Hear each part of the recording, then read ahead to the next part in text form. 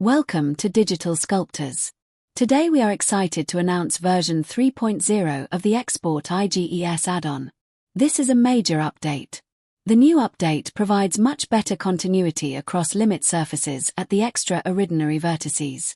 These are some of the examples of varying complexities with smooth highlights. This is a sample file where all the vertices are extraordinary vertices. The limit surfaces are exported with the default options. The IGES files are imported into Rhino 9 WIP. The continuity across the surfaces were measured using the new Global Continuity tool.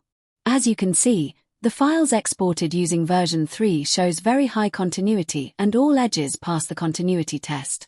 The file saved by the old version shows some edges as slightly discontinuous. The new update is available at Gumroad and Superhive stores and is free for all previous buyers. Thank you once again for your continued support.